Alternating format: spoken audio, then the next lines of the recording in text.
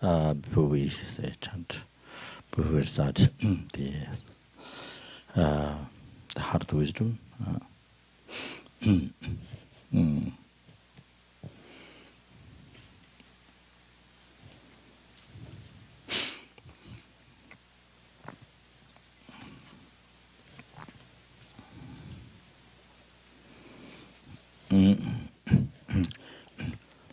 So we're reciting the heart of all the Buddha's teachings.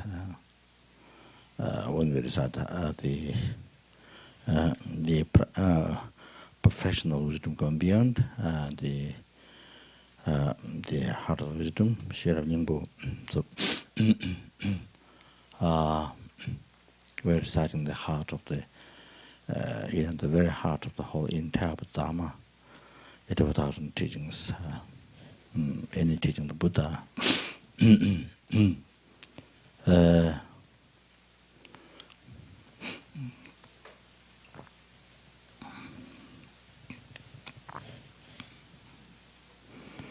That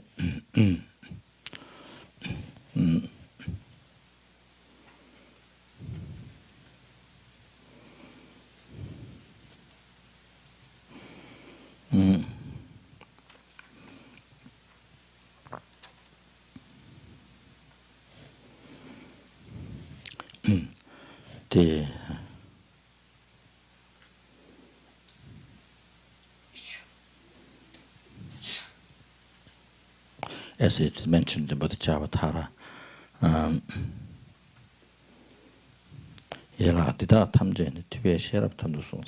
all these branches of teachings, Buddha, the Mighty One, taught for the wisdom. So to actualize wisdom, the ultimate wisdom, wisdom realizing emptiness. So the heart of the whole entire Dharma, that is the present parameter, the wisdom going beyond the teaching of the professional wisdom, or the wisdom going beyond.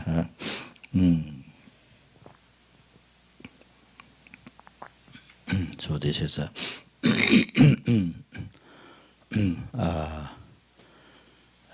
the wisdom going beyond, wisdom going beyond of the scriptures, the teachings. Then the wisdom going beyond path, that which teaching reveals the path with it, that which is removes the cause of the suffering, the karma and delusion, the seeds and including the subtle negative imprint, and that so the Lama the wisdom going beyond the path, and then the wisdom going beyond all the result. Then there's also the Rangshin Shijin, the wisdom going beyond of nature. So that's all, and that's any phenomena that exist,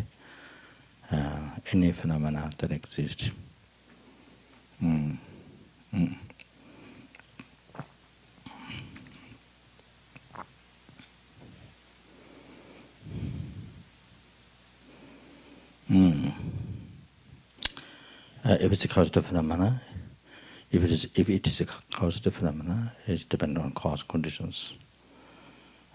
Even uncausative phenomena, it exists, but depending on the base.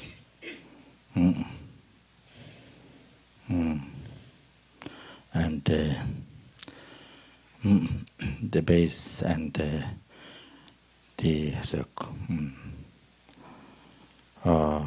conceptual mind, that which makes up the label, and depending on these three, the base to be labeled, and the concept, the conceptual thought, and the label, depending on these three, it exists. So it's the phenomena, any phenomena that exists, what is the permanent phenomena, permanent phenomena that which does not depend on cause conditions, not being under the control of cause conditions, so those permanent phenomena. What is permanent, impermanent, causative, uncausative phenomena?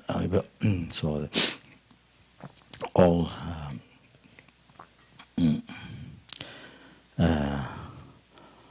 or what's called, this and that, that name. So name has to come from the mind. You see, name has to be given by the mind, imputed by the mind. So, first of all, there's the base to be labeled, and then the valid base to be labeled, and then there's the mind, conceptual mind. There is the labels. So by depending on the valid base, the conceptual mind by labeling, and then it can then there's come in existence. So therefore, all the phenomena that which exist, or when we think of meaning exist, that is the object to be discovered by valid mind. Is can say that, but the that which is mentioned in the philosophical text, I can mention that, but the other way to think, what it means existing, anything exists, it doesn't exist. So anything exists, if you take the very meaning of existing, so that means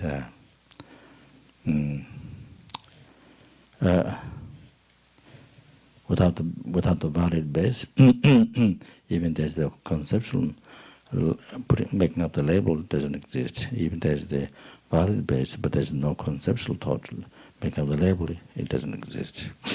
So by depending both, there's the valid base and there's the conceptual thought. When it made up the label, believed in that, then that came into existence. So it exists by depending on say the phenomena exists by depending on the valid base and the conceptual that makes up the labels. So therefore the phenomena. So when we meditate in that meaning, the phenomena exist in mere name, merely imputed by the mind. So therefore, the phenomena do not exist from its own side. So the phenomena empty of existing from their own side, empty of the true existence, empty of existing by nature from its own side.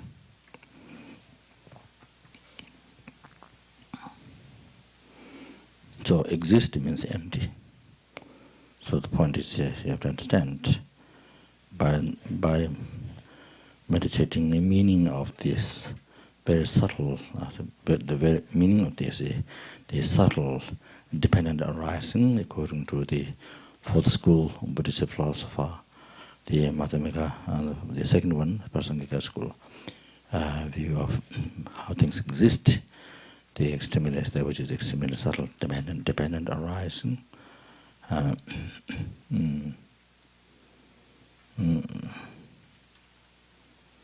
Existing, being merely labeled,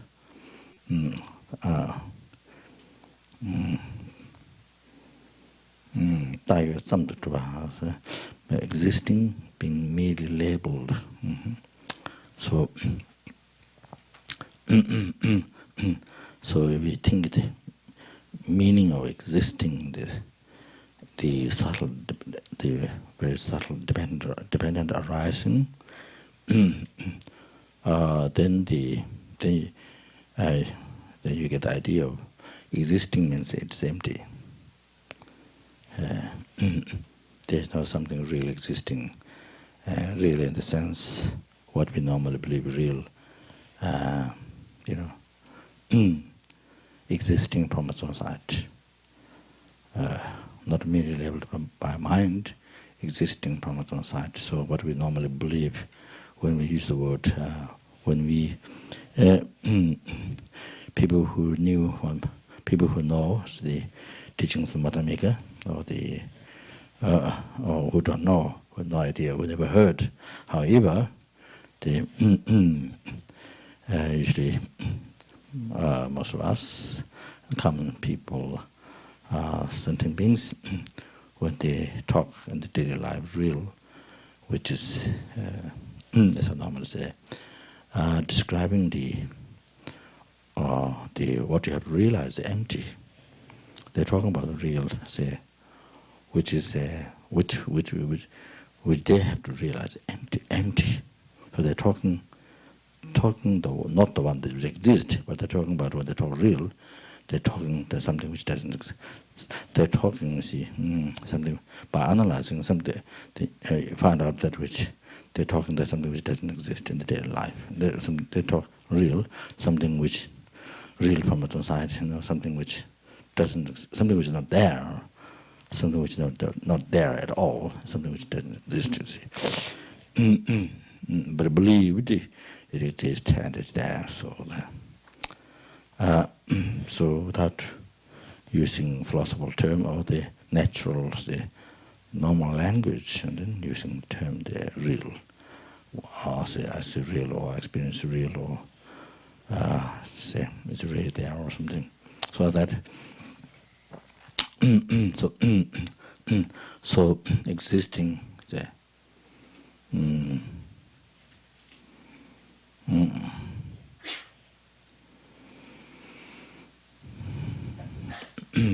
so going back, so existing have to so means existing means it's empty.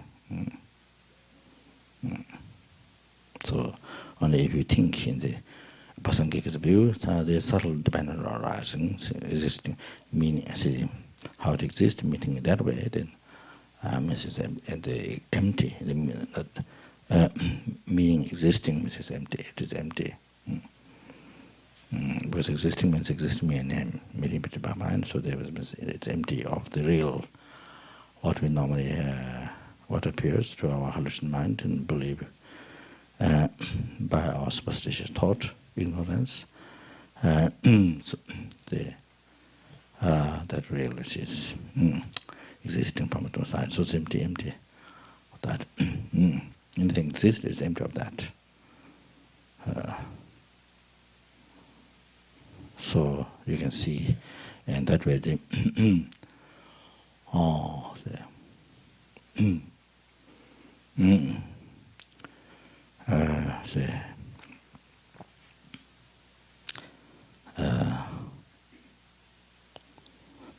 because it is empty.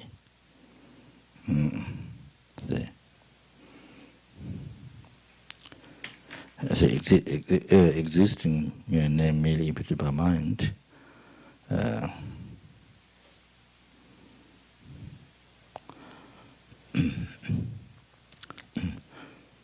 So therefore it is empty.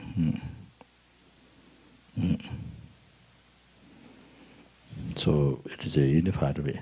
Anything that exists, that which exists is a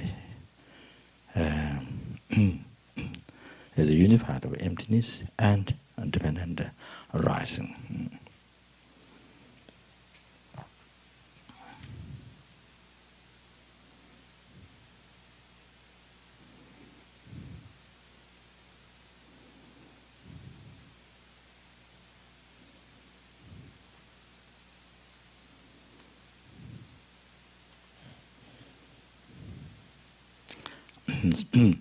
So it's good, by understanding this essential meaning or existing. So that even just to meditate in that point, the empty, anything that exists is empty. You see, empty of empty. You see. Existing, not merely labeled by mind, empty of that.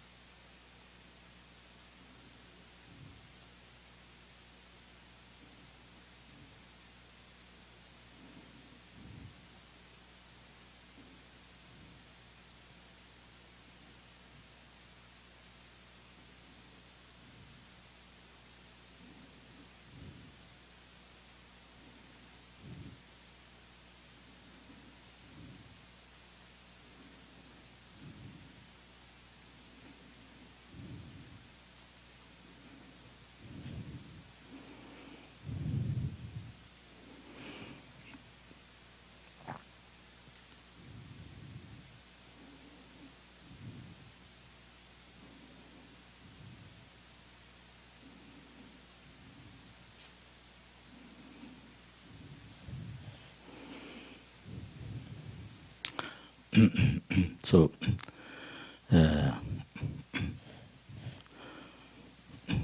can meditate. It is a huge. It is a most profound meditation, or the most important meditation. Just thinking meaning of existing, or just thinking meaning of dependent arising. Just that word. Think meaning. Meditate in the meaning of dependent. Then meditate in the meaning of arising. Without many words. That's just so that say the true truth there. All those many volumes of the Prajnaparamita teachings, so many volumes of Buddha's teachings, those essence there. And the commentaries by Lama Tsongkhapa and by many great Pandit, great those enlightened many lamas, also from Tibet. So their commentaries, the different monasteries, the authors, color commentaries, the essence, the very essence, the very point is there. Dependent arising. It's a huge subject.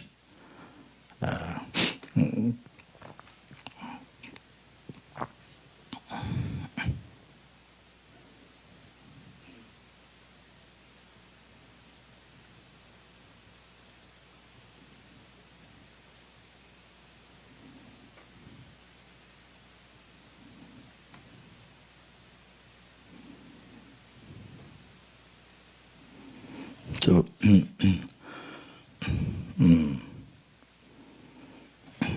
so the dependent,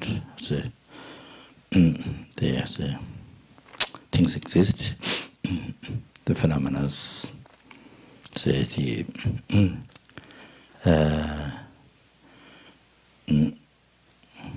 say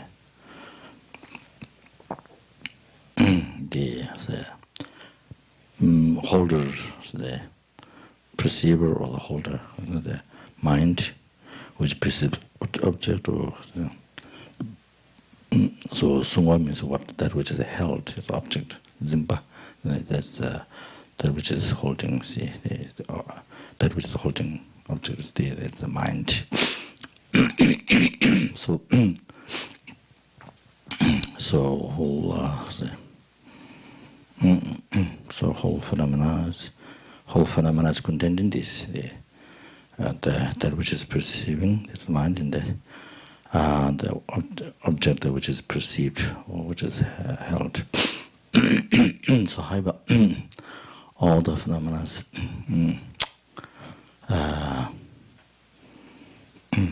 so dependent existed, say, depending on this, or these are dependent, say, on the base and the mind that which impute, which makes up the label and believes that. So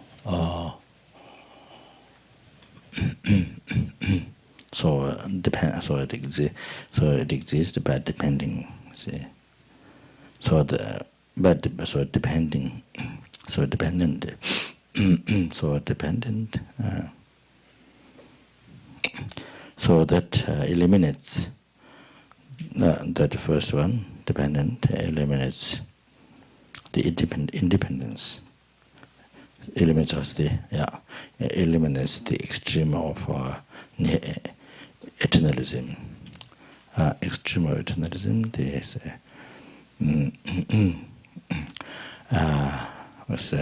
That means it's not. That means the phenomena, they are not independent.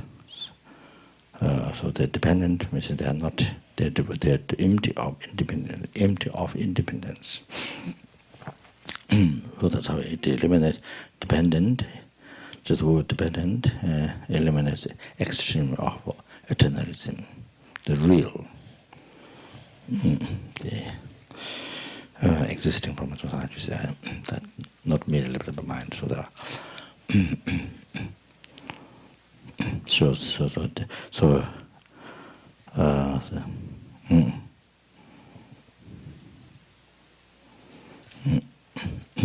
eliminate the extreme of the eternalism. Then rises. That's the first one, ten, and the second one rises, jung, ten, jung. So Tibetan word, jung, it rises. So it exists in that way. Jung. So jung rises, exists, same. Described then described already the nature of the phenomena, then dependent, you see. The rises, jung, so it means, so that eliminates, so that means, you see, it is not non-existent. Whatever phenomena, see, the phenomena is not. It is not. Therefore, it is not non-existent.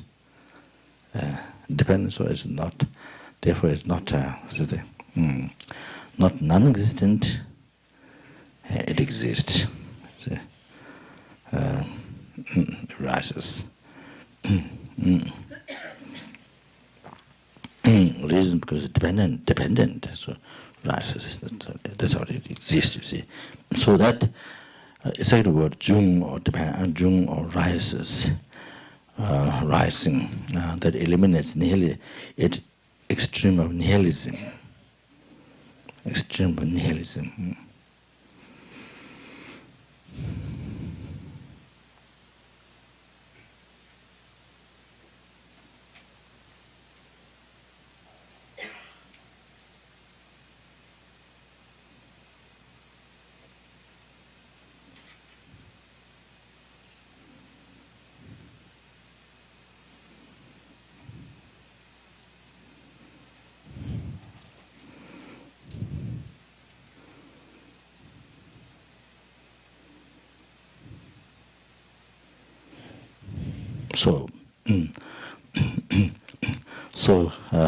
Meditating. So here, see, in any phenomena exists is devoid of the two extremes. Devoid of, the extreme of eternalism, extreme of nihilism. So you are seeing the phenomena this way. You see, unified emptiness, independent arising. So you're saying middle way. This is middle way, Madhamika, middle way view. The most correct one. According to the very subtle right view, according to Pasangika school view, the most pure one. That which Buddha himself realized, and this is the way how Buddha liberated himself realized, and through this wisdom, by this wisdom, ceased all the gross subtle defilements, they all liberated from all the sufferings himself, and with his own complete experience, and then he revealed, revealed this professional wisdom, this the teaching, showing this path. This ultimate wisdom to us sentient beings, the noble sentient beings, already Buddha has liberated from oceans of samsara suffering and cause, delusion, karma, the city development and broader enlightenment, by revealing these teachings of professional wisdom and cause them to realize and develop. See, noble sentient already, and even at this moment, enlightening many sentient beings, as well as future. So so this same teaching that what we have been learning, what we unbelievable, most fortunate, unbelievable, most fortunate we are. What we have been hearing and study, meditate up to now, and say, I say, even one didn't do it in the past, but you have one has unbelievable for opportunity now, from now on to do that, to have an incredible fortune to learn, to meditate, to realize, and to say, follow the footstep, the omniscient one, the perfected being, and to reach the same goal, so to have the same success, the greatest success, achieving enlightenment of a sentient being, the greatest success than anything else. The most important thing in the daily life than anything else. The first thing to think about.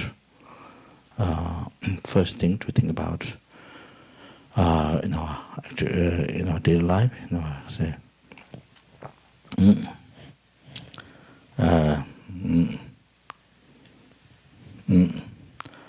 No matter how busy a life that we have, but however, this is something that to have in our heart, deep down and deep in our heart is the main goal. And whatever busy life we have, if all the busy life is for that, if it can be so, then this way then it can be dedicated, or it can be, you see, the busy life can be for that.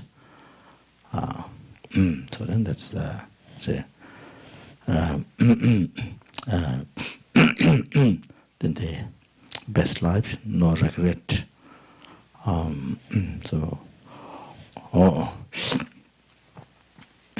Happiness now, happiness, satisfaction, fulfillment, happiness now and happiness in the future. So up to enlightenment. See, so so say very, very clear. So your direction of your life, very clear. You know where you're going. So what is the objective to be achieved in the life. It's clear. Oh, there's nothing confusing.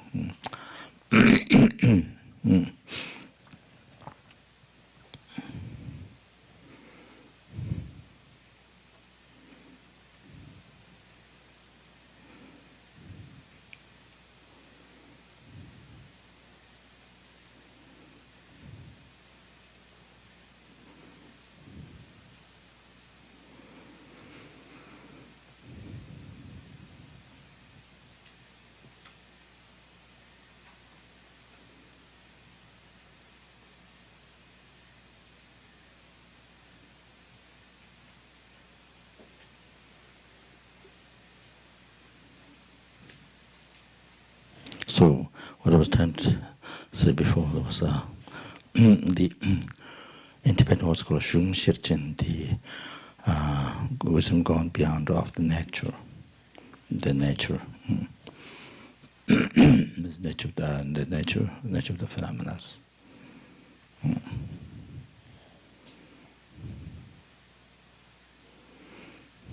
So,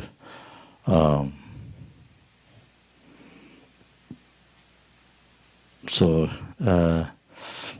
you see, something exists. It means it's empty.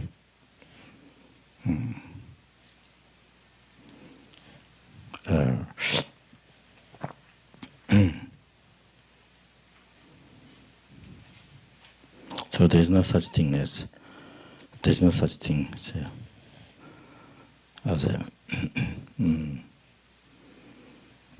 thing independently existing. There's no such thing.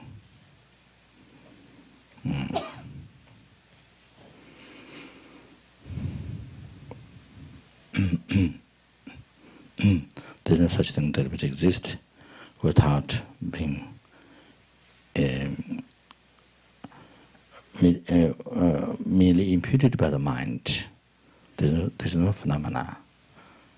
There's no phenomena which exist without being merely imputed by the mind. There's no phenomena exist. So there's no independent existence. It's impossible. It's a contradiction. Independent and existing. So independent, you say independent and existing is contradictory.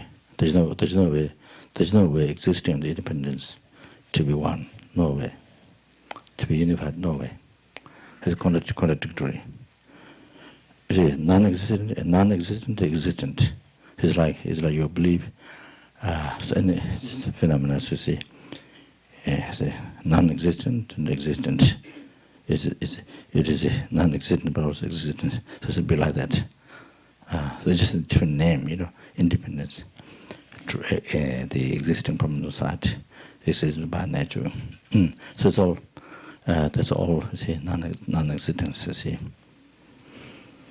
there's no such thing. There's no such thing in the nature of phenomena. There's no such thing. There's no such thing. The phenomena is pure. Phenomena are pure.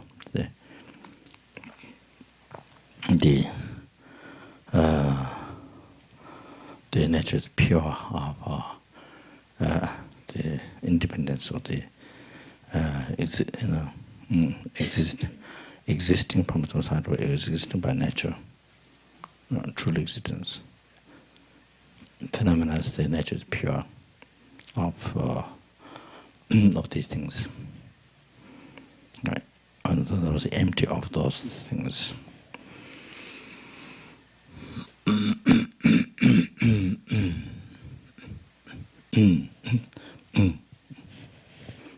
So saying it is crazy. It is a crazy thing. You can see it is a crazy thing to say. It is non-existent, existent. Then you see. I mean, if you put it this way, then people might think you're crazy. And people say, I don't know what the people think. I mean, no idea. maybe there are all kinds of people, so so some people think that's great. Maybe some people who have taken LSD, some people who have taken, say, Buddha grass, and there's small tablets LSD. Anyway, they might think it's great. Anything that is far out. There's a what is it called the what's it called the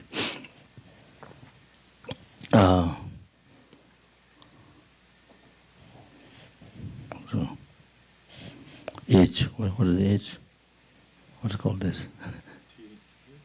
Age.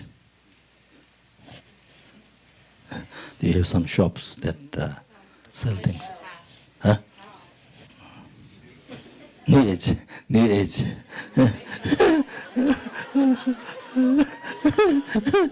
So, new age or LSD was taken. Anyway, so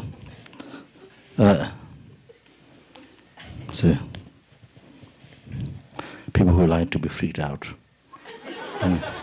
so they might think it's great. You see, if somebody says exist, non-existent, this, that. Anyway, so that is totally silly. That totally, it's just crazy. You see. I mean, there are things such like that. You see. So there's no such thing.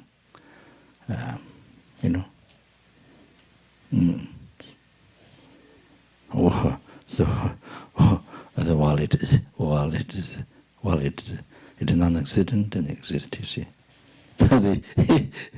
So anyway, putting it another way, the meaning like that. So you see, reality. If you, so not only if you say, but if you believe. So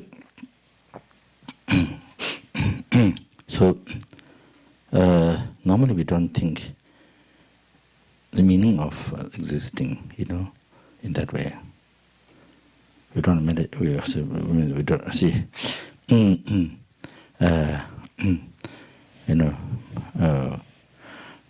Many of us we don't think.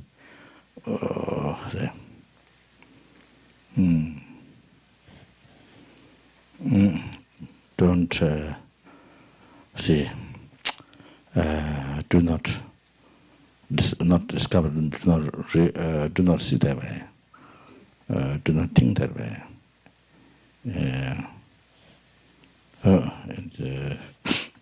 Perhaps even when we meditate, we don't think that way.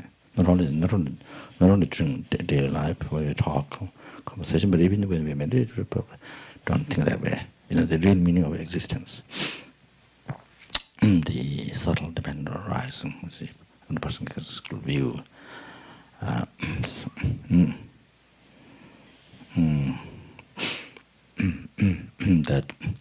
That which is and then which makes you to see, that is no phenomena is, all the phenomena is empty of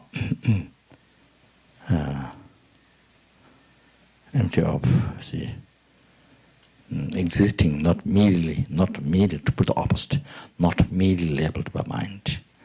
The phenomena are empty of the existing, not empty of existence, not merely labeled by the mind. So.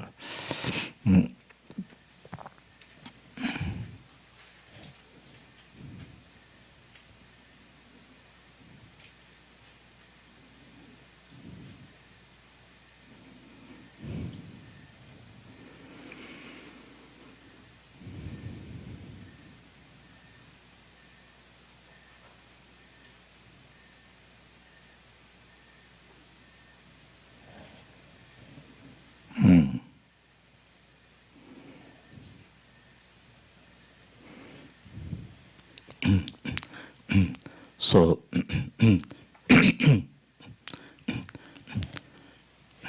So therefore should not think.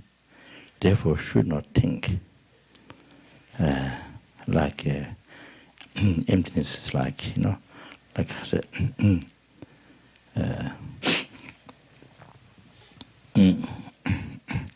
like having, see, the tea having sugar or salt, or the in the see, cake, the sugar.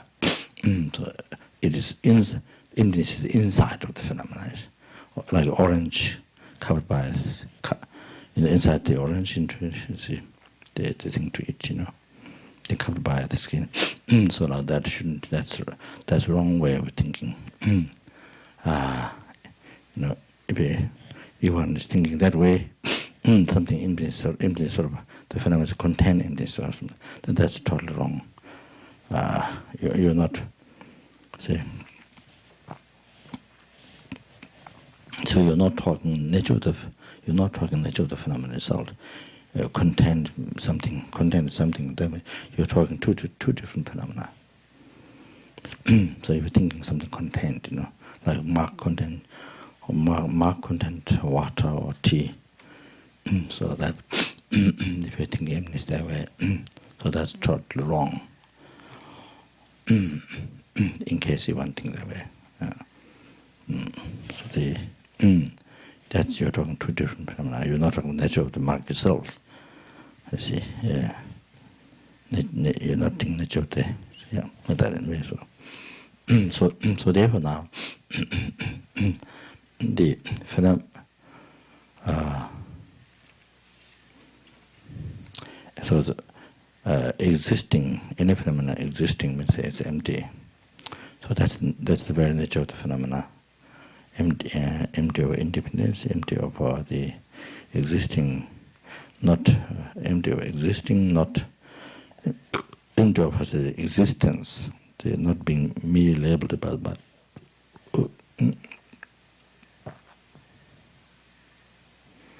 so that which is the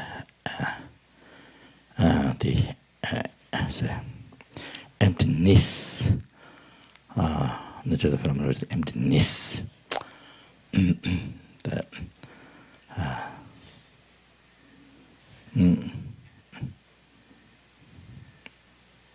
Empty by nature. It's pure by nature.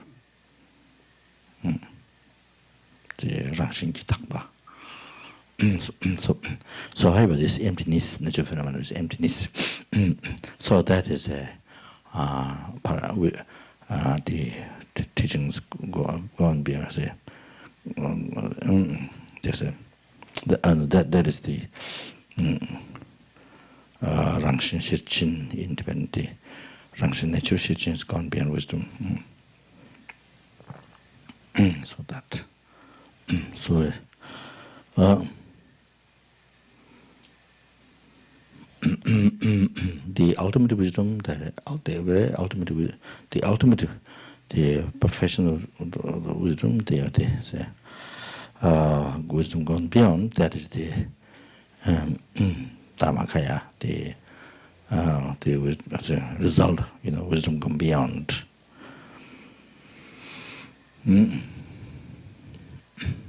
The Buddha's whole mind, Dhammakaya.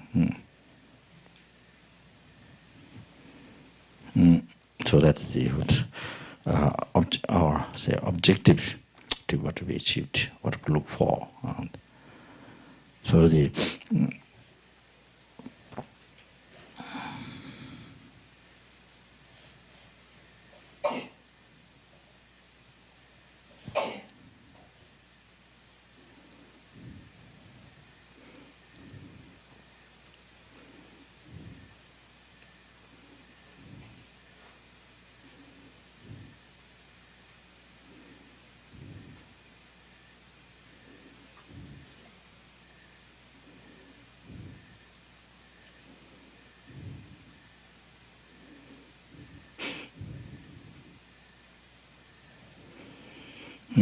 so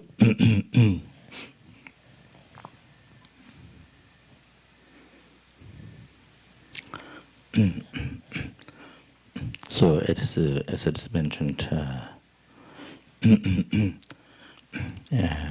the teachings, that say,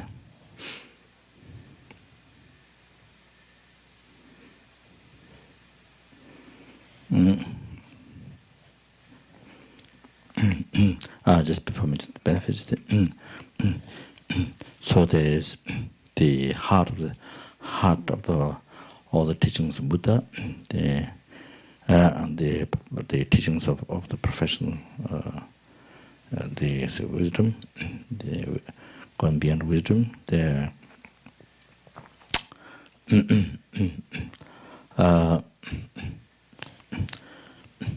the 100,000 stanza, which is 12 volumes, then the 20,000 stanza, which is I think 3 volumes, then the 8,000 stanza, 1 volume,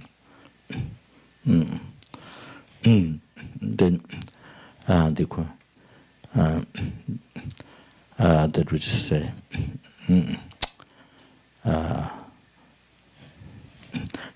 now the heart of all those teachings of the perfection wisdom, that is the Sherab Nyingbo, the heart of the wisdom,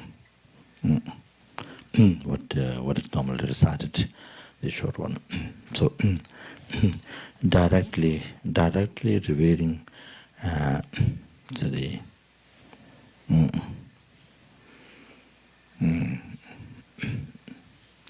the meaning of the wisdom gone beyond, the path to achieving enlightenment. You see,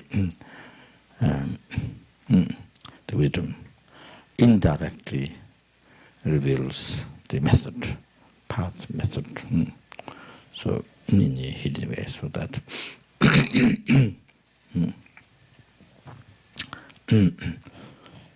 so this.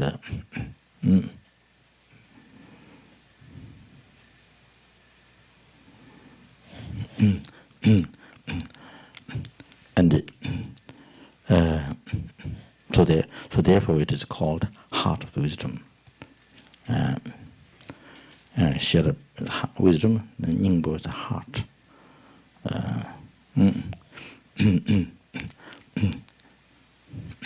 The other meaning, that is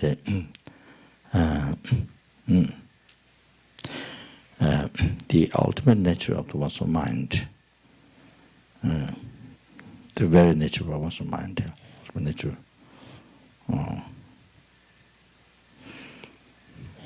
The heart of wisdom. So by realizing this and developing this wisdom, realizing the very nature of your mind, by developing this wisdom,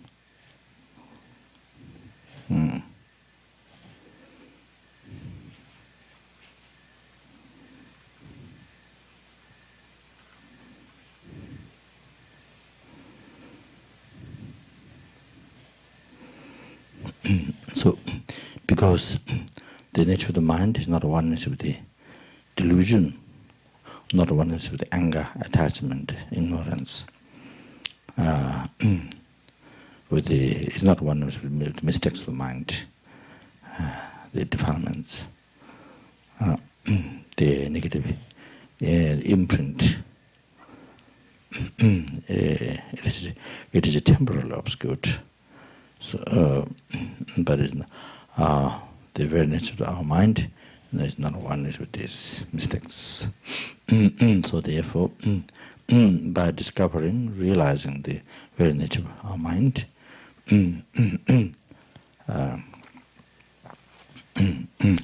by developing this wisdom, then able to say, remove, able to seize directly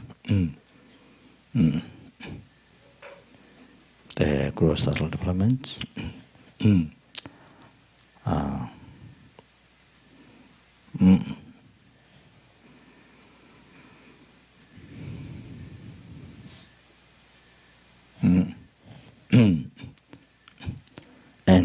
I say, then this mind the total cessation, achieve total cessation, separation from the defilements of gross subtlety, that's the great liberation of enlightenment.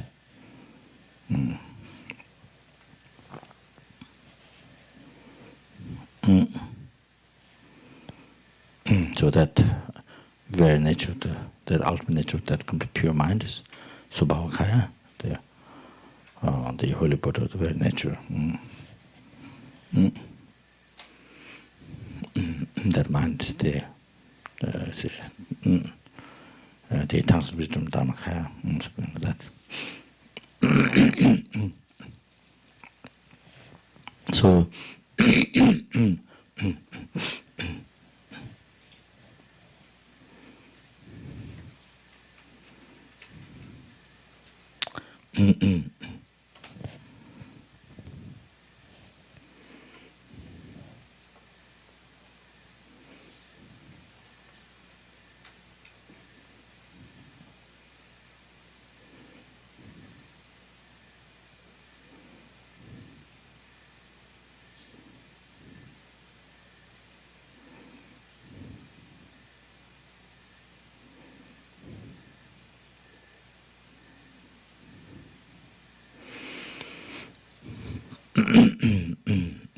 so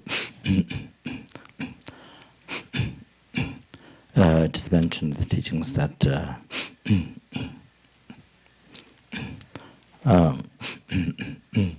the practicing, engaging in the parameter of morality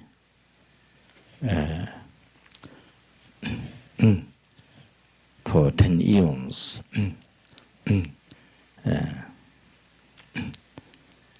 engaging in the parameter for the charity, and as well as a parameter of the patience, perseverances, concentration, for 10 eons.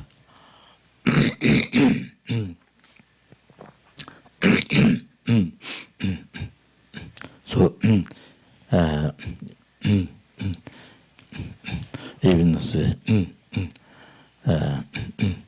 even 1 year to engage in pure morality, there's so many obstacles from the one's mind, all these delusions and obstacles due to that, and also external, from outside obstacles to practice to live in pure morality practice. So even say 1 month is difficult. Even 1 week, even 1 day, just even to accept that or to understand that, even that takes time to accept that, even to say to understand that karma, to have faith in the by living in the morality result happiness, good birth, next lives, and all that, the liberation. So done with the renunciation, result renunciation, done with Buddhajita, enlightenment, all that. Oh, Yuba. So after all that, and with all that understanding of the faith, that discovery and of karma and faith in that, and engaging even 1 day is not easy. So, so here, so engaging 5 parameters for 10 years, and listening the teachings on emptiness, and this one is far more greater merit than engaging. Then if you compare, then engaging these 5 parameters for 10 years, that much merit itself is unbelievable. But you compare to the listening teachings on emptiness, that this one's far more greater than all others smaller. Now 10 eons of listening the teachings of present parameter, and you explain the teachings on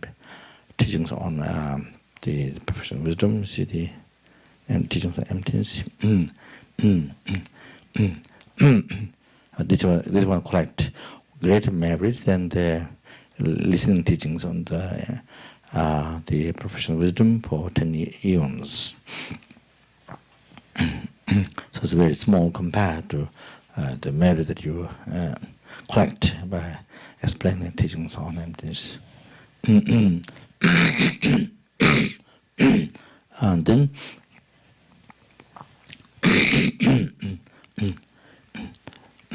now one moment or one or so second like duration like this snapping finger meditate on emptiness that and then 10 eons of explaining teachings on emptiness. So duration snapping finger meditate on even that such short time, mind focus on the emptiness. This one collect far more greater merit than say 10 years are explaining teachings on the professional wisdom. You see, so that so therefore.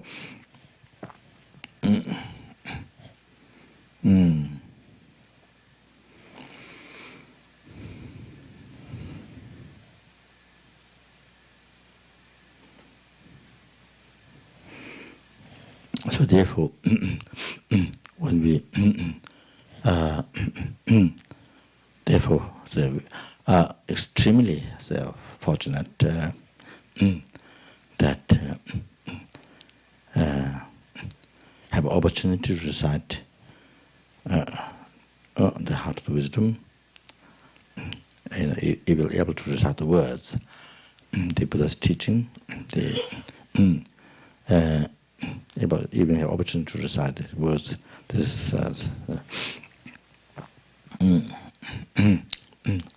and that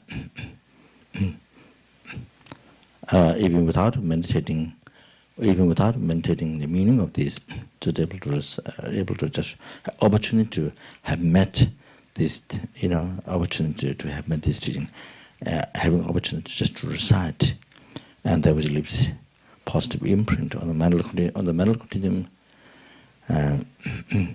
to realize in a time, sometime later, to realize the emptiness sooner or later, by leaving this positive imprint on the mental continuum. So even just reading this one time, even it's only one time in the life, if it happened only one time, it made huge difference in the life, like difference like between the sky and the earth, like that differences. So like even one had opportunity, to recite this only one time, in the lives. But life, huge differences. So you have the potential on the mind to realize emptiness. You see, even by saying one time, by having heard one time. So that's unbelievable. So like that. So that you don't have to wander in samsara and endlessly die and reborn, and experience all the sufferings, nothing new. The samsara pleasures, which is only suffering, how about 3 types of sufferings: suffering of pain, suffering of change, temporary samsara pleasure, and pervasive compounding suffering. So that all the experience again, all the 6 hidden sufferings, one after another. So endlessly.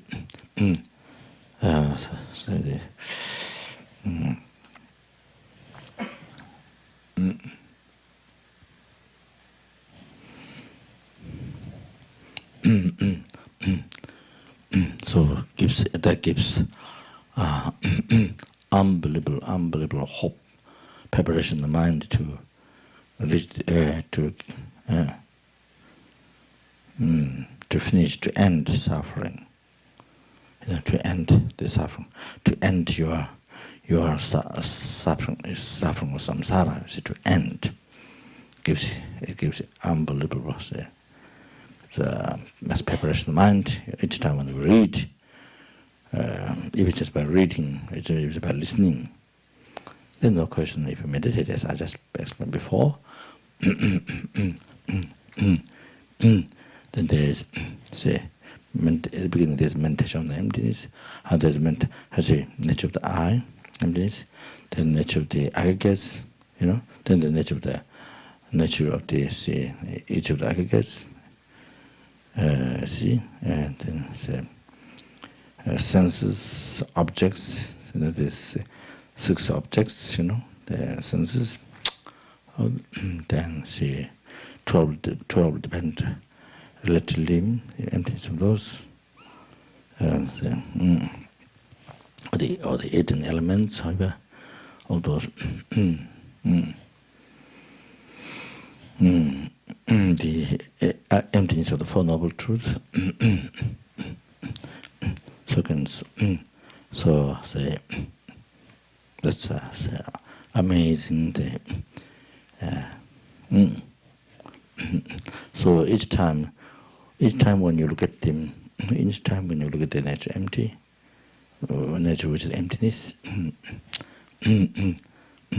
So it's unbelievable purification, pure karma under the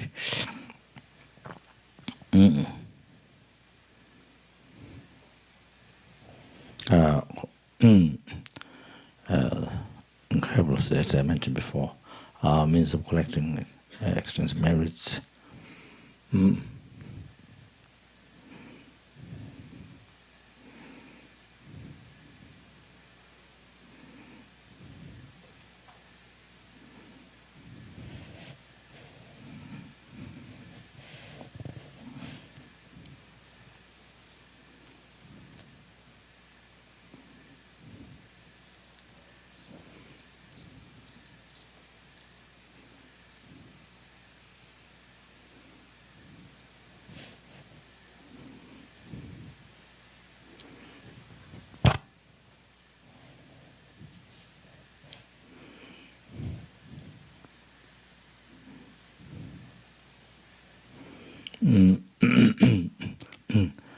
That's it.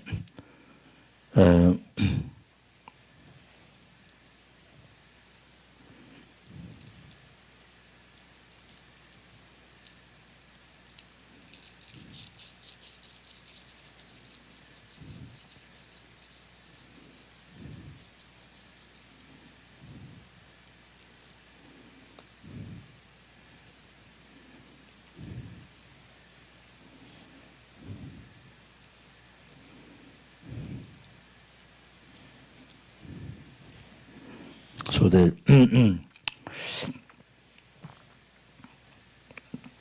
is talking about this in the section of purification. They're practicing remedy 4 powers. By practicing remedy 4 powers, in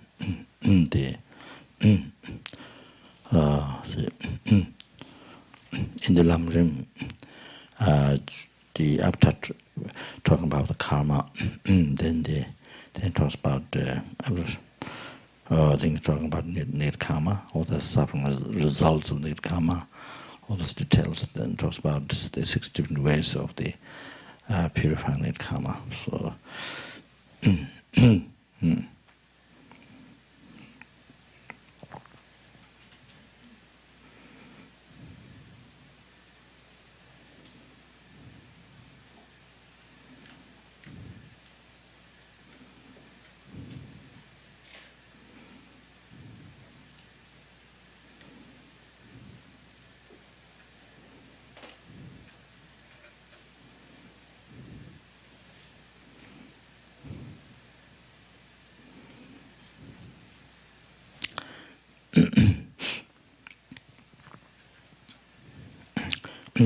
In the text called quoted from the text Doge Barwa.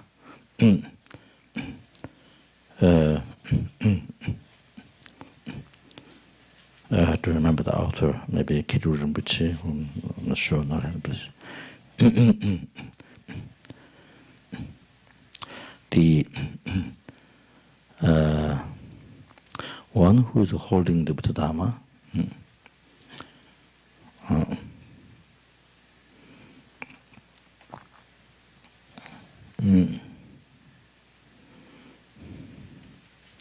who listen, they reflect, meditate, you see.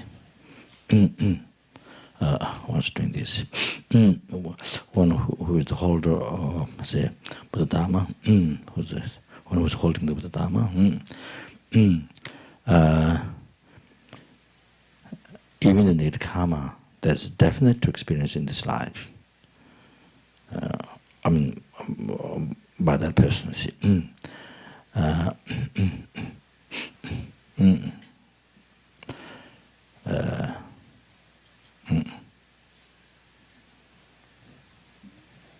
So the innate karma, which is definite to be experienced. So, by that person, see. Experience, say, experience in this life. So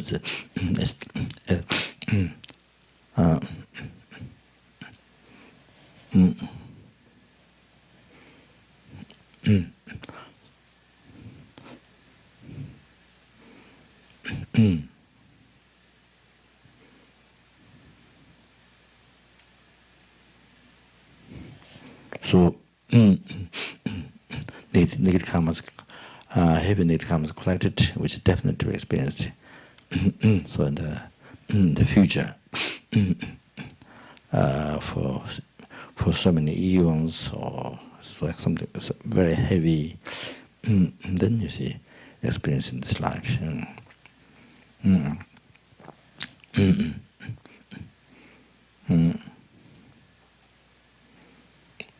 So there's a three types of karma.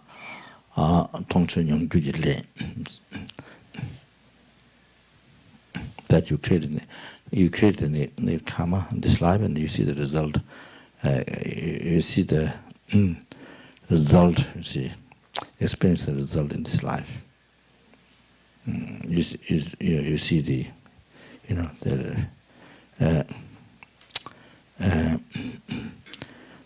the exercise or experience the result, you see, in this life. And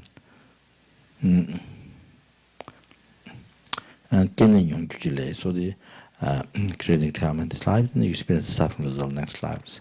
So the karma that you so the karma you create in this life, and then you see the experience the result in this life. Then karma you create this life, but the experience suffering result next lives, in other lives. So the karma is in this life, but you experience suffering result. Other lifetimes means could be hundreds lifetimes, or million or billions lifetimes, or many eons after can experience.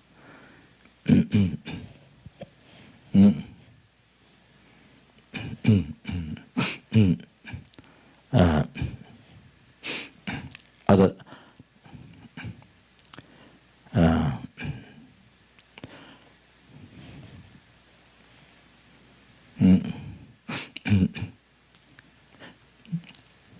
담비치 짐버 체바 데 녀랑 네비 딕바양 통해처럼 녀주를 신양은 주주의 레남데 니니고 차와점 주스. Also other the negative karmas to be reborn lost realms, those negative karmas didn't finish, just finish in this life, just by having pain and headache, having pain in the head, the headache, just experiencing headache, finish. It's from Tokyo Parwa, so planted. So it says here, or you say you regard, you see, take great concern, regard very important to see the lende action and result. You see, karma, the action and result. You see, you take great concern. Think very important. Then you see, with that concern, then if one attempt, you see, precisely the unmistaken Dharma practice, you see, making confession and making vow to abstain from.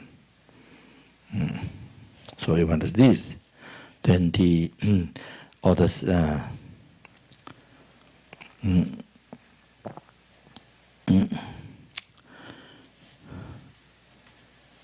this life, sicknesses and so forth, many undesirable things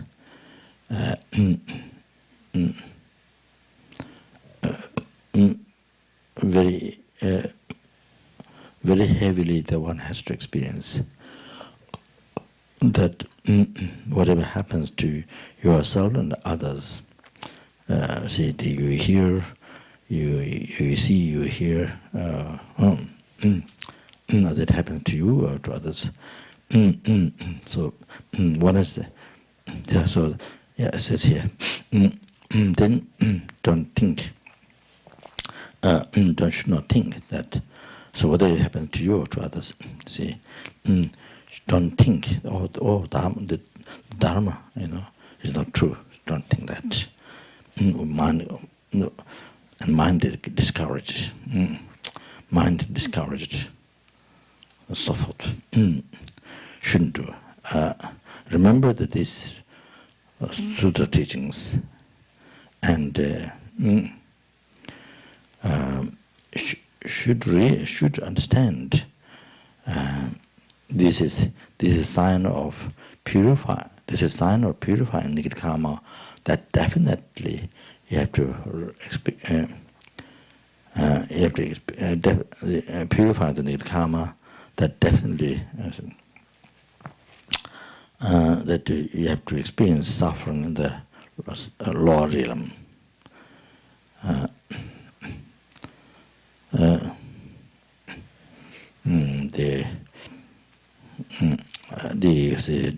One definitely experience the evil migrator, or the suffering migrator beings, you see, taking rebirth and experiencing those sufferings in that life. So, so must realize it's a sign that purifying the karma, that definitely one has to experience the Lord realm, the suffering transmigratory beings. Yeah. So then one should rejoice, one should be happy. So here, this is sort of an extension, sort of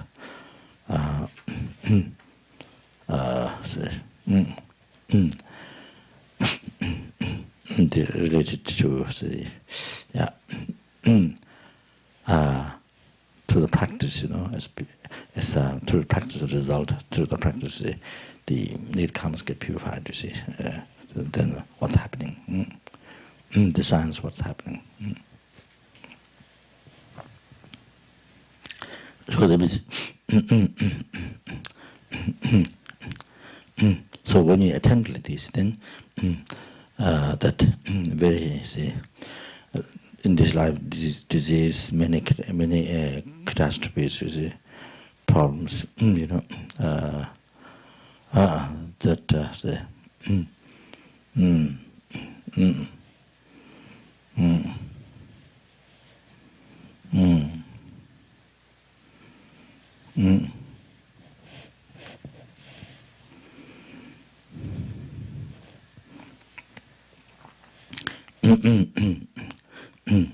could be, no, doesn't have to be only disease.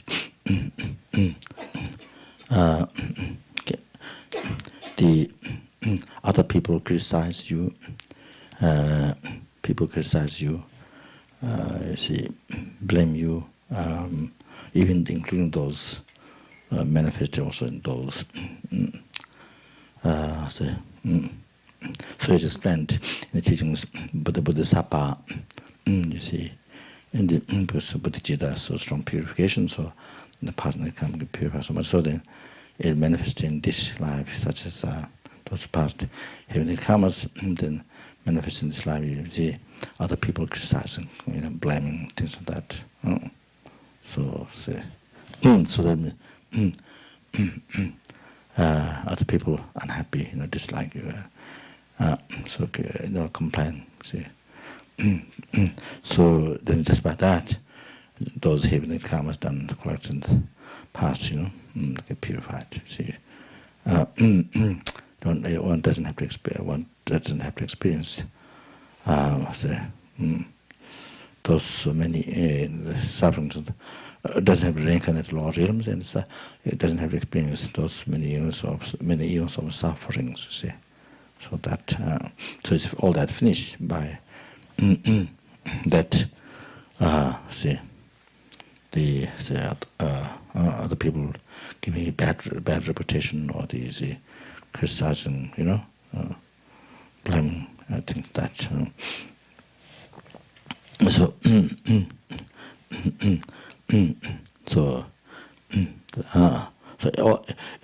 you can manifest any those heavenly karmas get purified. The which one has experienced from in hundreds, thousands of lifetime, a long time. So if you finish by experiencing some difficulties, manifest some difficulty in this life. So it can be any form, you see. So even the insects biting, coming in the house. The insects, they say, snakes, snakes, or the mosquitoes, or all those harmful insects, they say, come in the house, or they say, rats, come to eat your food, or things, destroy your cherished things, or bears coming,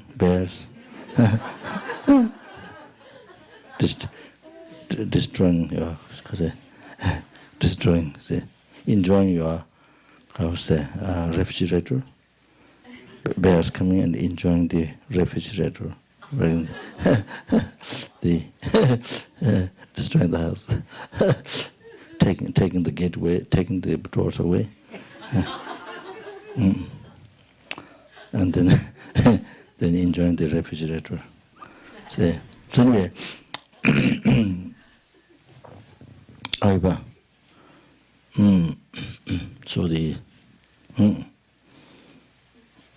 so those things which very heavily. What you see, something from this life very heavily one has experienced, something very very heavy disease or something, some problems. However, that you experience or that others experience, others people who are practicing Dharma, experience. So you see or you heard, you see some people are practicing, pure Dharma, doing a lot of practice. So then there's a lot of these problems happening. So some very heavy, very very heavy sicknesses or things, obstacles happening. One after another, not just one time, but again, many things happening. So you hear, you see. So that time should not think that he's practicing Dharma. He dedicates his life in practicing Dharma. He or she. But why this is happening to her? Why this is happening to him or to me or to other sisters, the same thing? Then think. Then you see, thinking that or maybe maybe Dharma is not working or something. Maybe it's not true. You see. So general idea, you see, you're supposed to have nothing happening, no obstacle happening. You know, if you practice Dharma, no obstacle happening. You know, something. Say.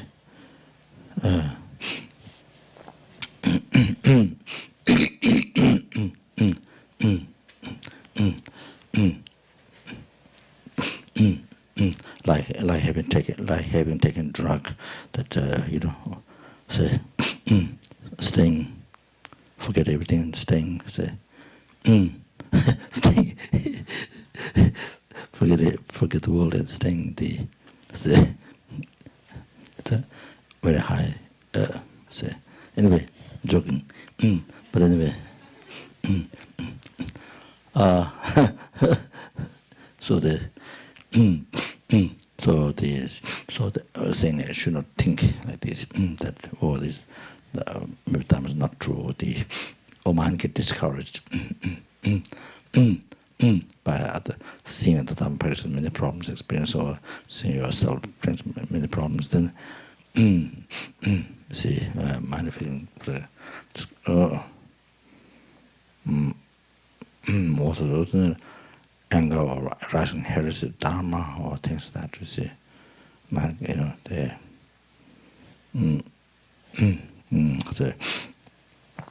thinking is not helping me, not protecting me or not helping me, because these problems, see, manifesting this.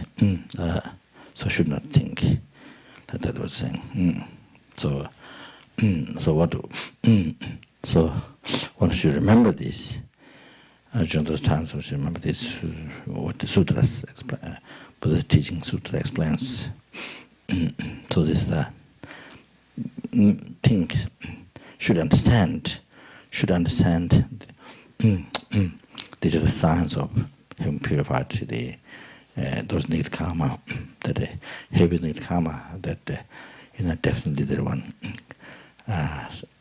see it makes it reborn. The Lord realm explain those heavy sufferings, yeah. Such incredible length of time. So, but by said, by understanding this way, then one should rejoice. So, you know, thinking. So thinking, that is positive. This is good. This is very good. This is a very good thing that happening. That is happening. It's very good for me. See, and that so.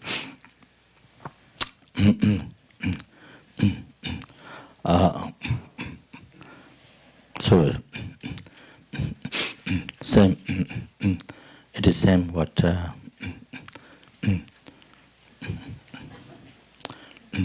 It is same what Kadamba Geshe Karagum Chungpa said, that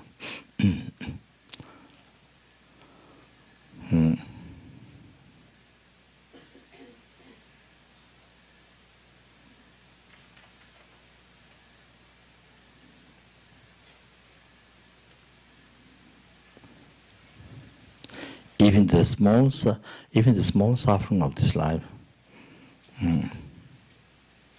it means to finish past net karma.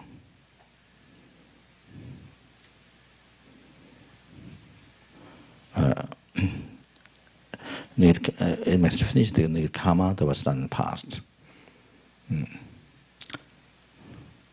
And there will be happiness in the future.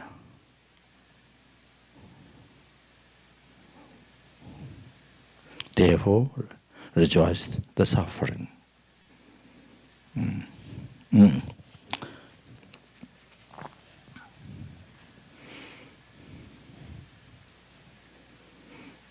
So what is saying, Karagumchungpa, the Kadamba Geshe, what is advising to us is since we see we have practicing Dharma, you know, so the so the mm,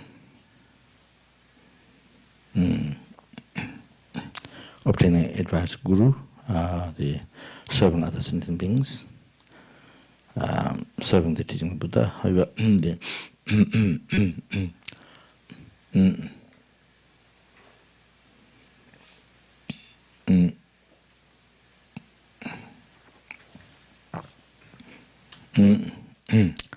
preserving the teachings, living in the morality, vows, morality, so forth.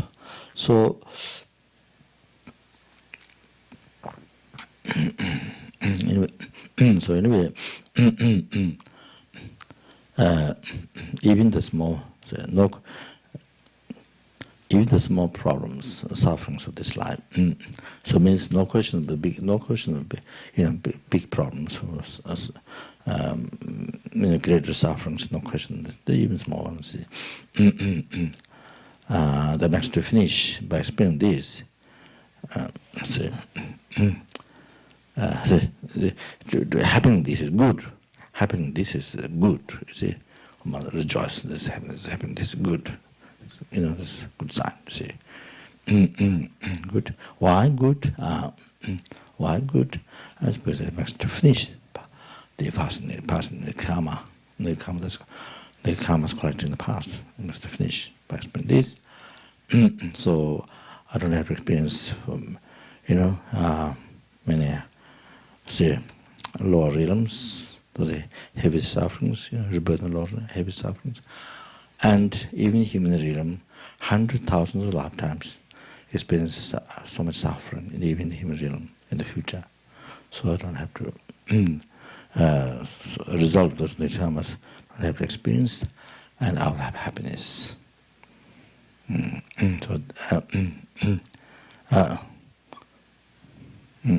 So therefore it's good. So I rejoice by thinking of the benefits of the problem, by explaining this, what benefit you get, what the great benefit you get. So then that you don't have to experience the very heavy, many lifetimes, many eons of suffering, and from that we have happiness. So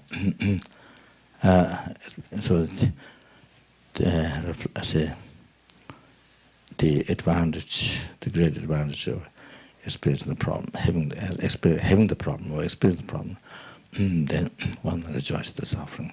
That's so. That how say this is wonderful, This is wonderful. I say, this. So, but this is without talking Donglen. This is without talking explanation of the suffering on behalf of for the benefit of all symptoms. So this is without talking that. Of course, if you talk about that, if you practice, if you use your suffering, for the benefit of sentient beings, then of course it's like you transform the iron into gold, You use your suffering, say, to achieve enlightenment. You use your problem in life, sicknesses, cancer, AIDS, whatever sickness you have, pain, a relationship problem, whatever. So, whether it's curable or whether it's uncurable, however, then of course with bodhicitta, using for bodhicitta practice, and of course using path to achieve enlightenment, not just liberation, but from samsara, but path to achieving full enlightenment, cessation of all the mysteries of mind, completion of all the realizations. So,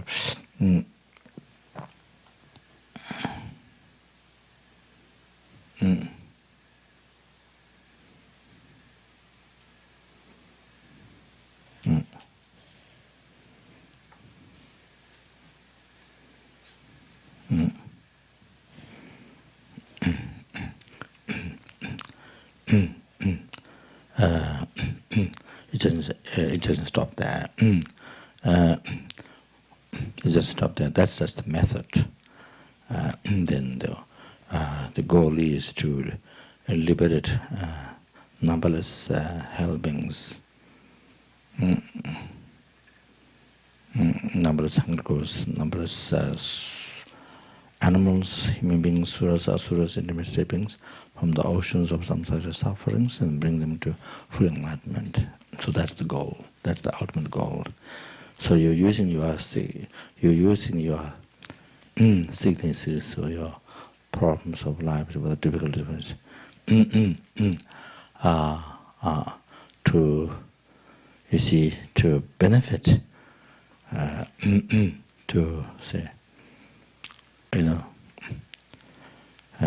is directed or is used, to cause, ultimate benefit, enlightenment to numberless sentient beings. So freedom from the oceans of suffering, so oceans of samsara suffering, and not only that, on top of that, bring them in a full enlightenment. So you're, so everything's, if you use your problems to the bodhicitta, to Tonglen practice, they taking other sentient beings' sufferings and cause.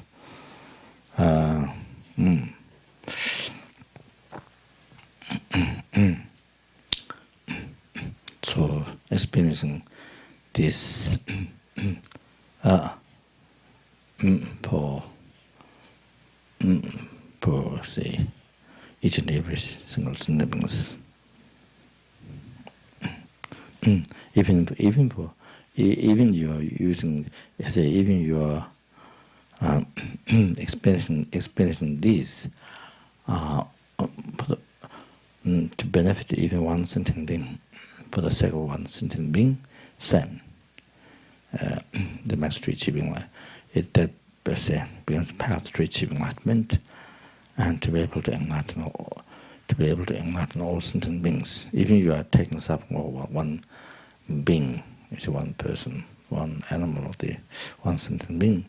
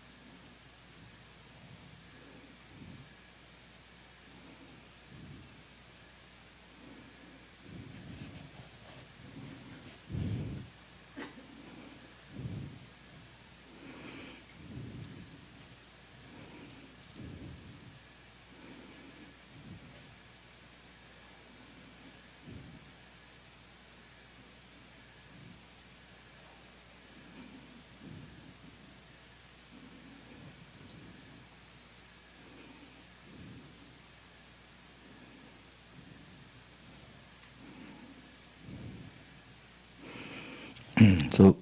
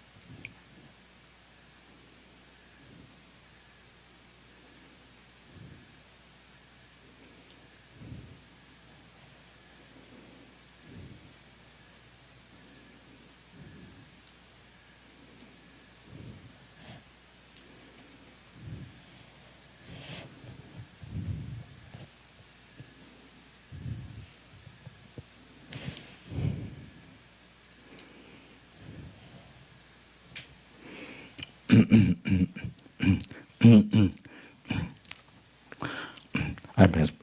talking this here now, explaining, but then so when I was at Haiti, was last year, huh? 2 years when I was at Haiti. So one monk from Nalanda, he was cook. So he brought a big salad, this big huge salad, huge. So I thought maybe there was no other food.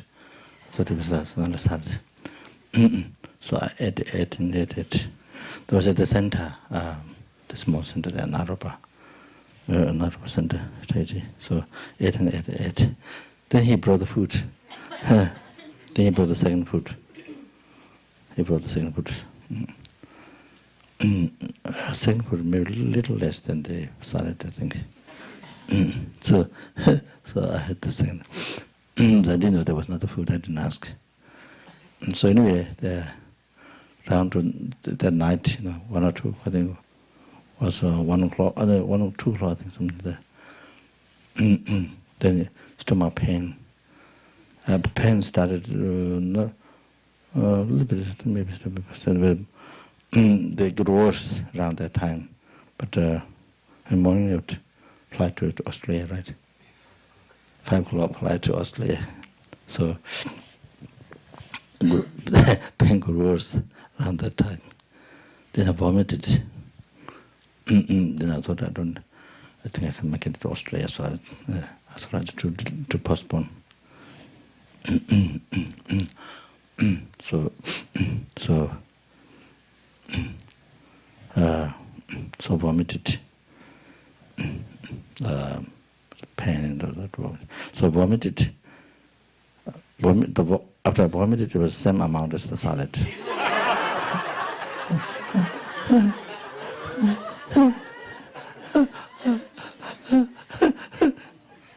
Same amount of salad. It's not more than, if it's not more, not less. Then that's finished. Then I can vomit it, then the second lunch came out. It's very strange. It was supposed to be all together, but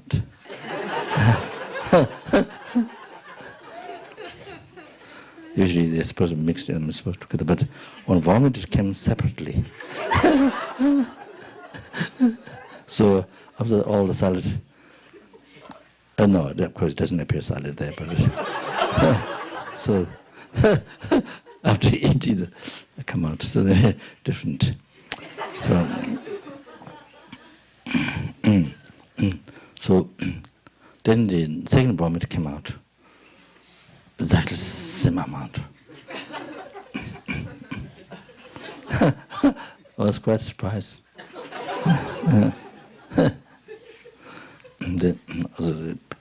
So I was, so normally I talk about bodhicitta like this, don't let me see.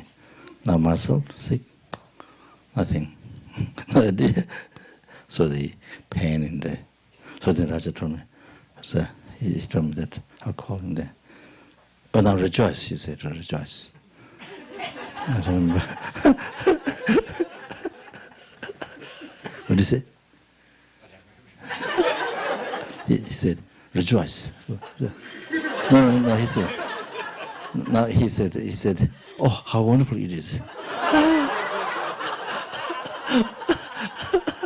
How wonderful it is. Oh, I said, how fantastic it is.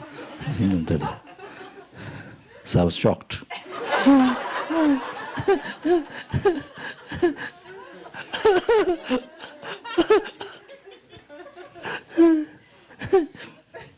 He remembered, but I didn't remember.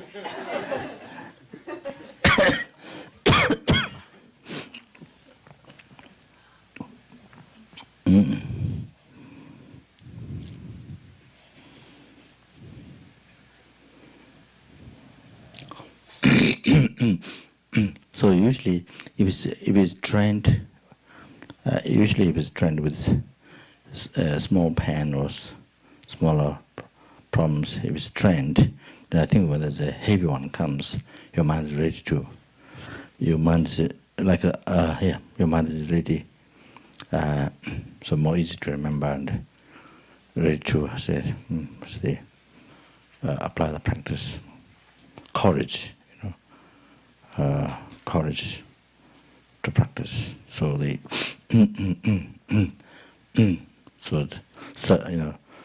if there's no daily training, daily not trying to practice, then the big one comes, and then that time more difficult to remember.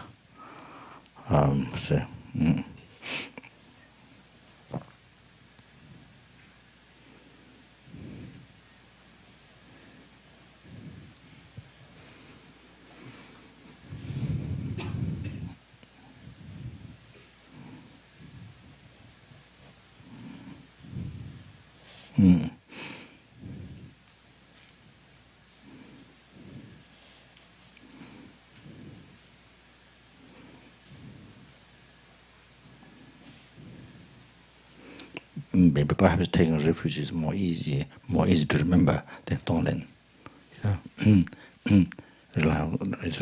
Asking for somebody to help us, maybe it's kind of more than Tonglen to take to suffer for others. Maybe that's if there's not training, if you haven't got used to it, then that's maybe more. But I think asking somebody, some higher being to help, that's more. That's maybe it's easy to rise that thought, I think.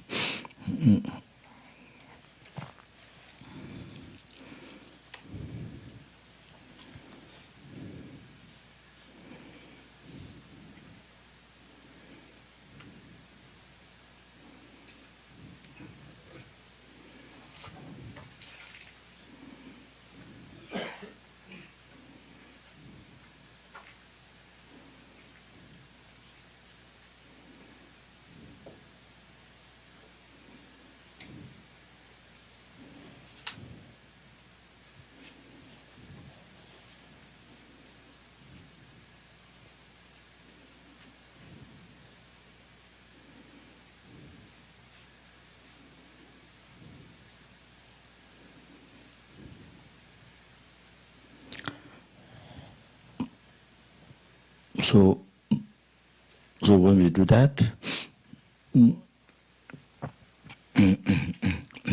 when we do that, even when we experience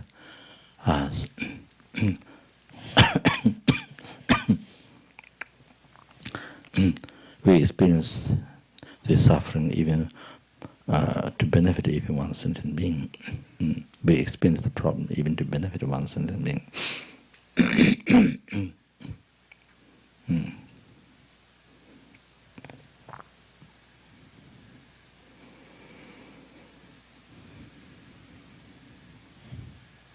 It becomes the best offering. Best offering to all the Buddhas and Bodhisattvas.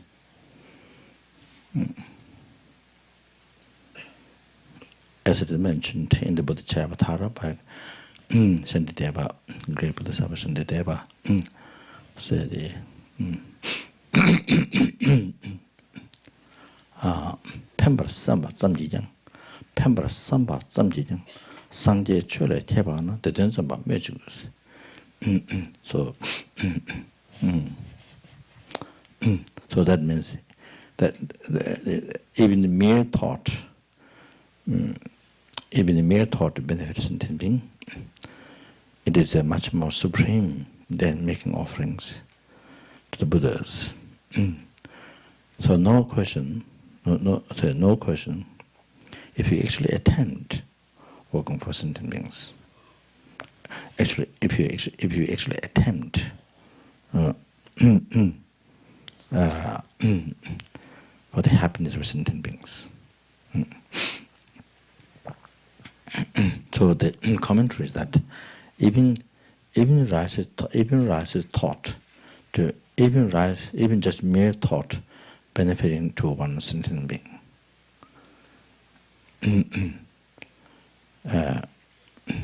Even say, just a mere thought to benefit even one sentient being. This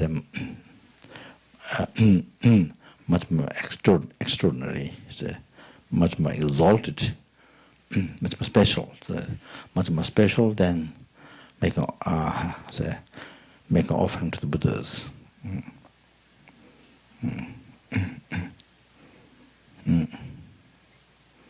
If it is like this, then it's like kepa na. If it is like this, and then no need to say if you are when you are actually if you actually attempt to benefit for the happiness of sentient being.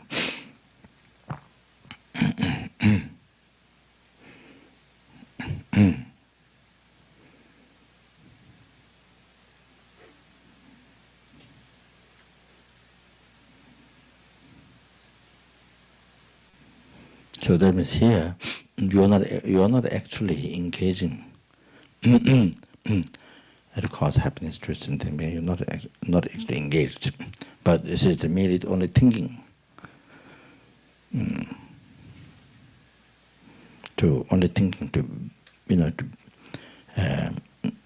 to help or to benefit to cause happiness to one sentient being. You have not yet engaged, just mere thought. So it becomes much more special than making offering to the Buddhas. Then how how it is that how it is.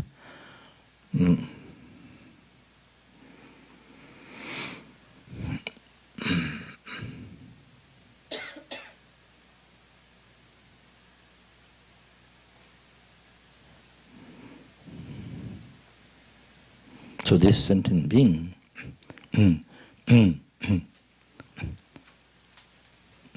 what is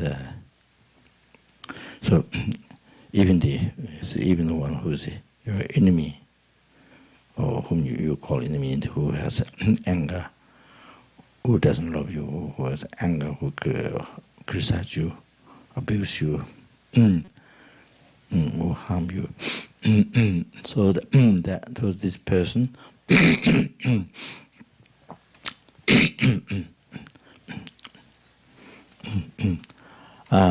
cherished by Bodhisattva, cherished by Bodhisattva.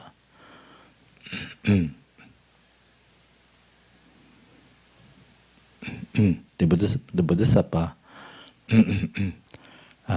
generated great compassion towards all sentient beings, so towards this person, and from that the Bodhisattva exercised bodhicitta and into the Mahayana path. What is ordinary Bodhisattva? What is Arya Bodhisattva? Exalted Bodhisattva. So I achieved all those qualities by dependent kindness with this sentient being. In this sentient being, this person.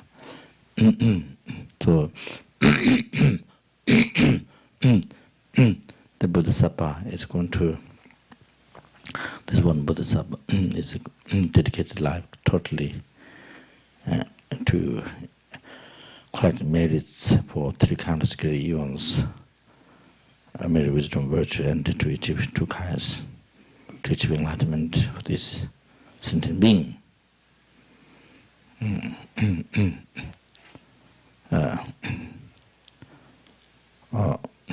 All sentient being, but that means include this sentient being.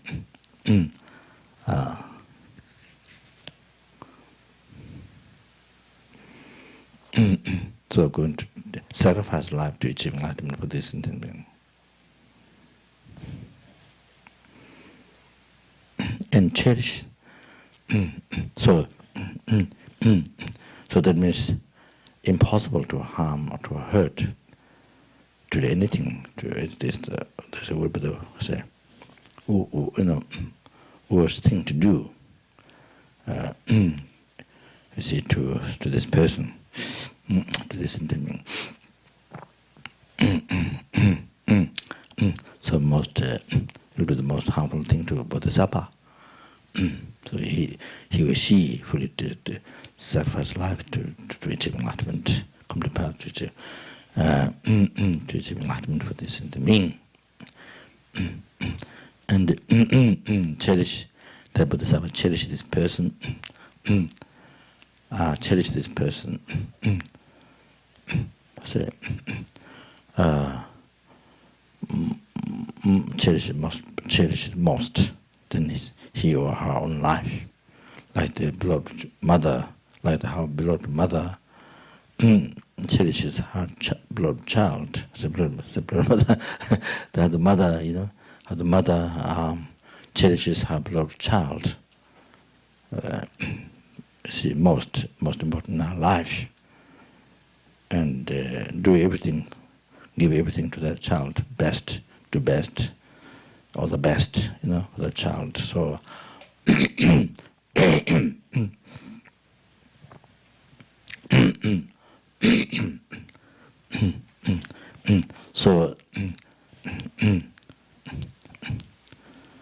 that.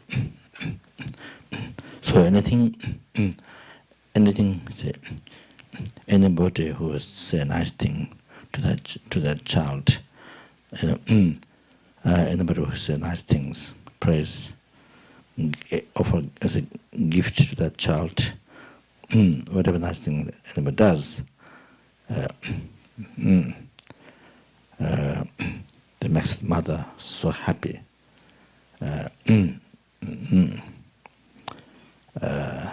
It affects the mother. So like that. Now here, there's much more. So here the small benefit you offer to this sentient being. This one sentient being makes the Bodhisattva, that Bodhisattva most happy. But there is a best offering. Now there are numberless Bodhisattvas who cherishes this sentient being the most, cherish the most. There are numberless Bodhisattvas who cherish this sentient being most.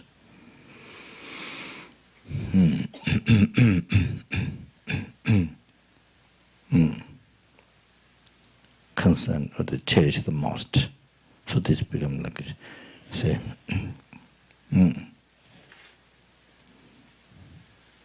like jewel, or say, like Wushubran jewel, or say, however, cherish most numbers of Bodhisattvas, this sentiment, this person, say. So, any harm that is done to this, then harm, you see, displeasing harm to all the Bodhisattvas. Any small benefit offer, best offering to all this, most happiest thing to all the Bodhisattvas. Now one Buddha, then I cherish this most. So small service is the most pleasing to the Buddha, to that one Buddha. One small harm is the harm to that Buddha, and now there are numberless Buddhas that they all cherish the most. So therefore,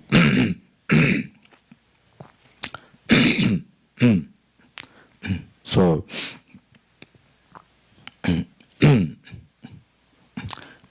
to eliminate problems, whatever, the sufferings, even this one sentient being, and cause happiness in us, not only ultimate, so even a small comfort is the best offering to all the Buddhas. Even offer small comfort, whatever,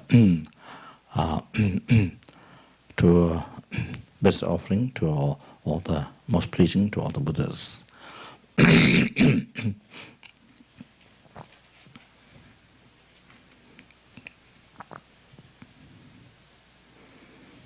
So this is what they all cherish the most. Like the example, the mother who, trusts her one beloved child, how much she cherishes, and so doing everything best for her, for the child. So that's what Bodhisattva, Buddhas, what Buddhas accomplished. So quite marriage for three kinds of experience, complete path with wisdom, and they should two kinds to put this into beings.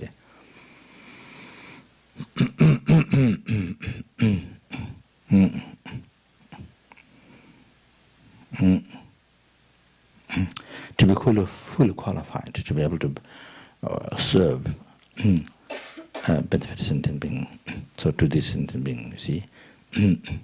So they finish their work, you see.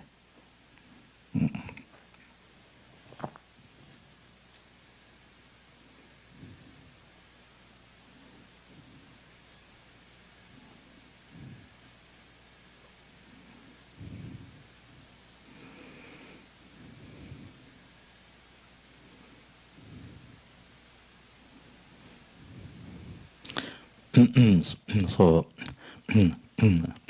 as Buddha mentioned, the Rinpoche,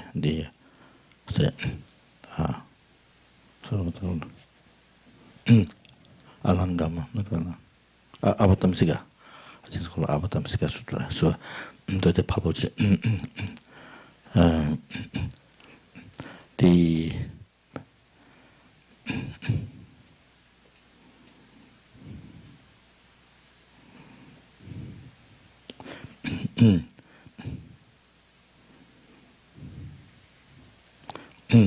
the harming to the sentient being is supreme harm.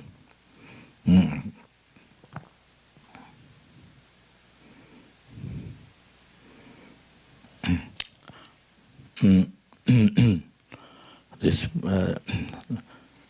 supreme harm to the sentient being is supreme harm to me. And supreme benefit to the sentient being is supreme benefit to me.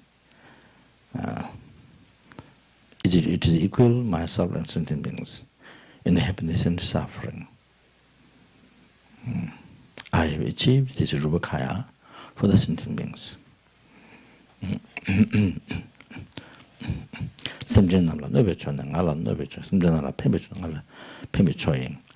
Ata semjetan dedang dongna tsungdebe. Ngai sugut ne semjetan dubai. So I have achieved this Rupakaya to benefit of sentient beings. So the purpose of achieving Rupakaya is not a reason, not for not for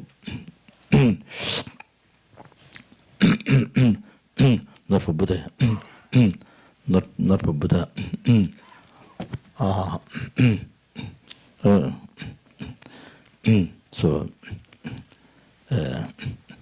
Really, not for Buddha. So, in English is complicated. English is complicated. Either you have to say he or him or something like that.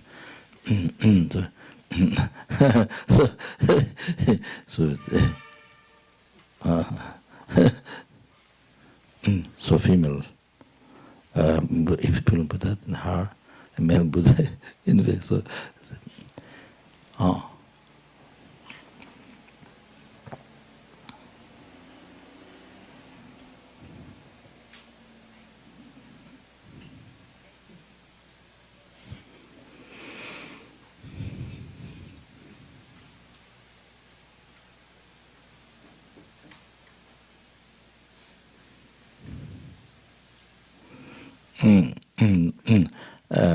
Rupa, Holy Buddha form is not achieved, to go to beach or something, that achieve the Rupakaya so that can go to beach or, to have holidays.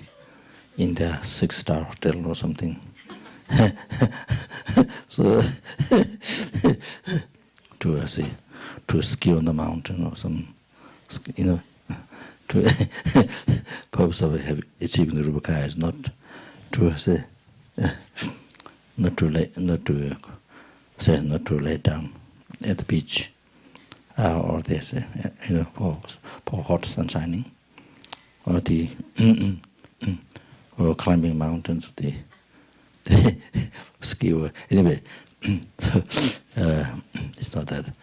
So it's only to benefit of sentient beings. So say, need to manifest, need to take a form. To the sentient beings, those who have pure mind, pure form, aspect of Buddha, Sambuddha, and those who have impure mind manifest in the impure form. So that ordinary form, having suffering, having mistakes like that.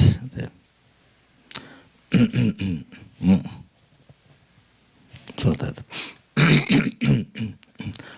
So therefore now.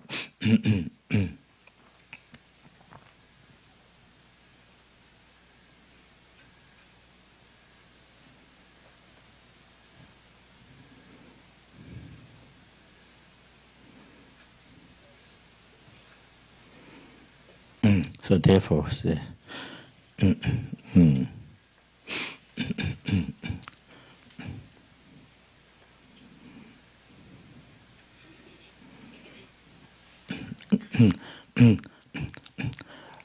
so therefore, in the life, the most happiest thing, most fulfilling, that is the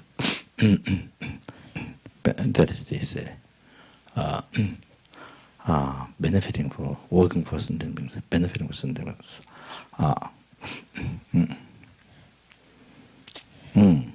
So here, therefore here, even the thought, even you're not engaged, actually, attempting, to cause happiness to sentient beings, free them from the problems. But even just the mere thought, even just the thought to benefit. See, so here, to cause happiness to somebody, to free from problems. See, even just the thought rising is, become the best offering to the Buddhas, to numberless Buddhas and Bodhisattvas. So most pleasing to them. Best puja. Puja means pleasing the holy mind. Guru puja, pleasing the holy mind of the Guru. So here, so see,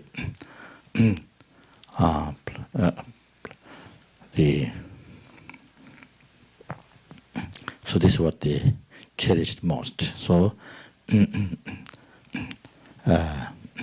so even mere thought, benefit becomes supreme, become the supreme, say, most pleasing to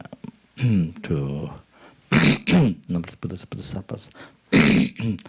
So say,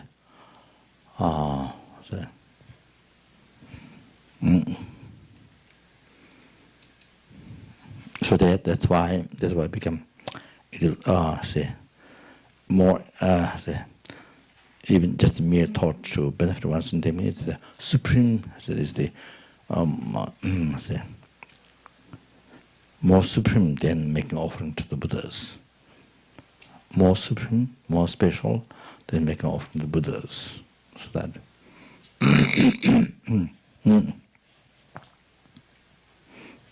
that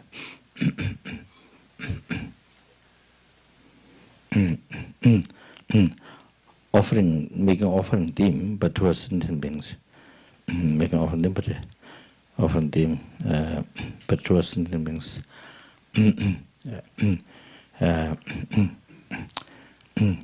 The your relation to the sentient beings negative, the impatience, anger, the harm, no respect, towards sentient beings, harm. So this doesn't really please us, doesn't become say similar offering,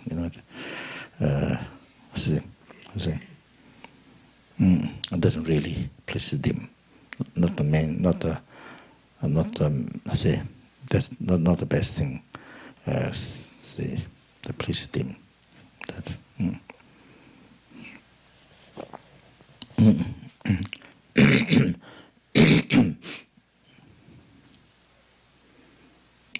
So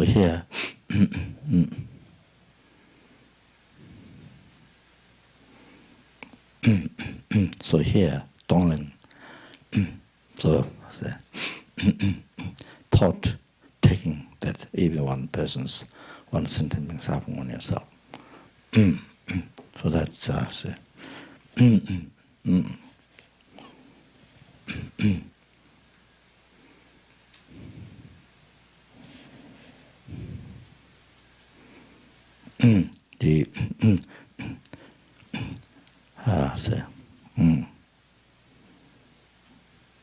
generating that wish and during that meditation visualization, however, it's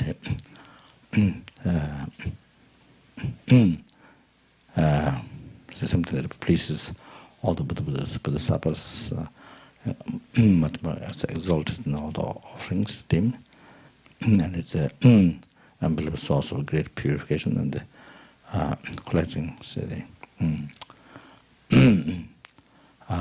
unquestionable merits. So that.